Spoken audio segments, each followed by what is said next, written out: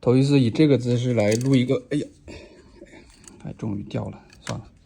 头一次以这个姿势来录一个维修视频，这是一个戴森 V11吸尘器，客户寄过来的目的是修它的开关，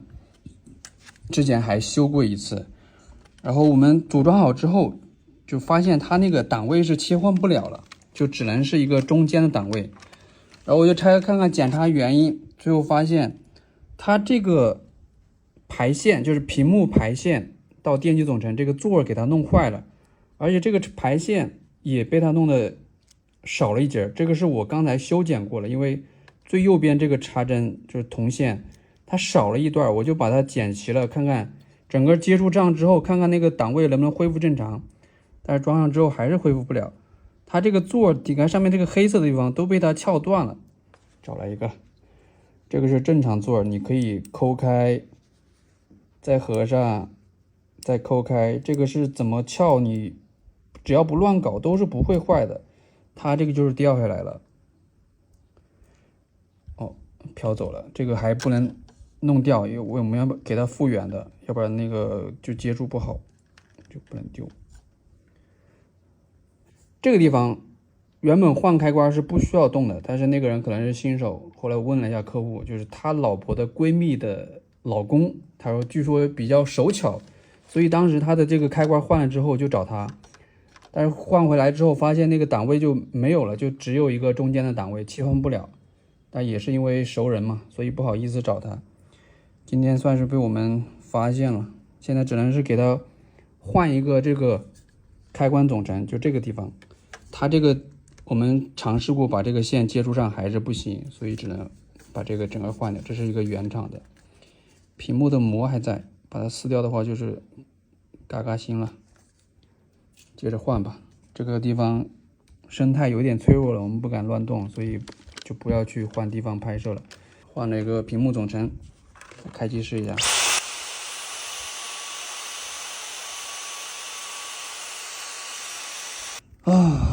这回是彻底翻车了。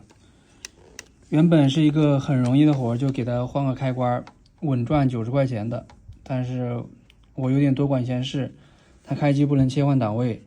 然后我想把这个地方修好。一开始是这里接触不好，最右边这个焊针它跟那个底下的那个焊板脱落了，我还用电烙铁把它补焊上了。焊上去之后，它这个东西怎么都压不紧，然后我又去弄这个盖子，拆了2个那个坏的电机总成，把这个盖子取下来盖在这上面，但是怎么盖都是盖不好。盖好之后能工作，但是合上这个盖子它又不工作，我又拆开弄。最后一次用这个镊子去顶那个盖子的时候，不小心就这镊子碰到这个触点了。当时为了方便测试，电池还连在上面，然后就闪了一下小小的火花，我就想完了，确实完了。后面再装上电池怎么都开不了机，别说切换档位了，开机都不行，屏幕会有一点微微弱的亮。就本来一个能稳赚的活，现在搞得亏本了，我现在也不知道怎么去弄了。这个板子应该是已经彻底废了，电机还是好的，我得去找2个板子看看，就是把这个焊开换上去看看能不能用吧。确实感觉以后不能这样多管闲事了，做好分内的活就行了。原本它那个不能切换档位也用了1年多，刚才又折腾了一番，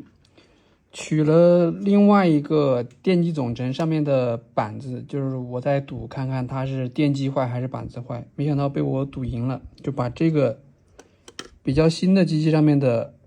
板子拆过来了。这是被我弄坏的，也不是被我弄坏，是被我和前任一起弄坏的那个板子，取下来了，换这个板子，居然正常工作了，还是运气比较好吧。看来上天还是眷顾好人的。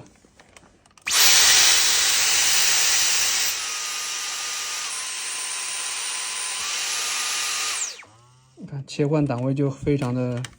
顺畅了，而且这个板子就比较的完整，你看卡排线的，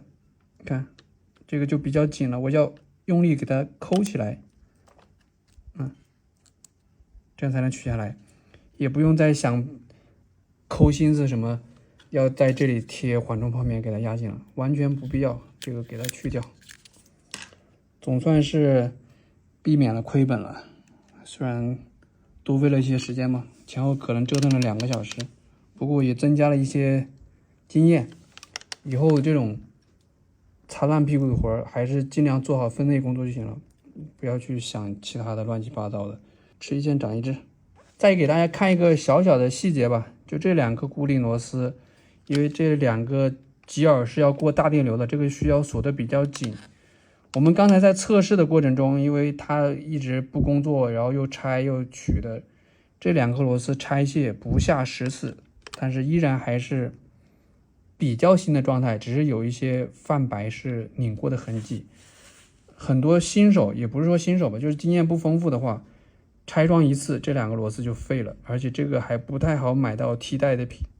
我们之前也接过很多，就是客户换按钮换不好，然后再寄过来让我们返工的，很多都是把这2颗螺丝给它拧花了，基本上就没法用了。